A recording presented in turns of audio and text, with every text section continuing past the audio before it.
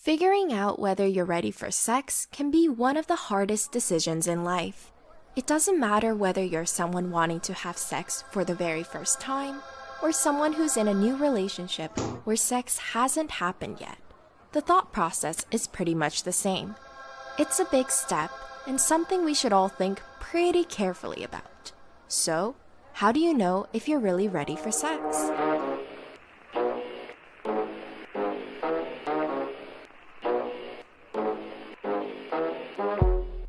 1. Assess the risks.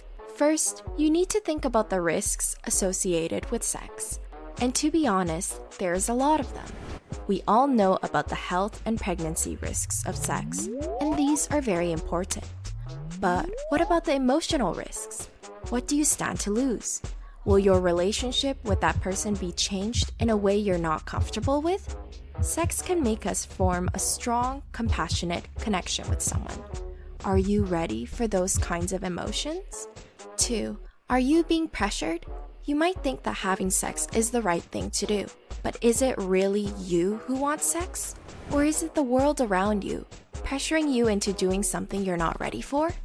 Peer pressure is a very real thing, especially when it comes to sex. Young people are under enormous pressure to lose their virginities, and it kind of becomes a competitive thing. Alternatively, even if you're not a virgin, people might still be pressuring you into having sex with someone new. In both situations, we really need to take a step back and figure out what we want and whether we're actually ready for sex. 3. Do you know where you stand in your relationship? This one is huge. Sex can change a relationship in pretty drastic ways, so it's important to know where you stand. Is it a serious relationship? Or are you two more friends than lovers? You need to make sure that both you and your partner are on the same page. If one person ends up falling in love and the other isn't feeling it, it can lead to serious emotional and psychological distress. And if you two are friends with benefits, ask yourself if you're willing to lose that person as a friend. Because believe us, it can happen. 4. Your genes might actually determine when you lose your virginity. Let's take a break from all the deep, heavy emotional stuff for some science coolness. Yes, we're talking about figuring out when you're ready for sex. But what if it's determined by your genes? That's right.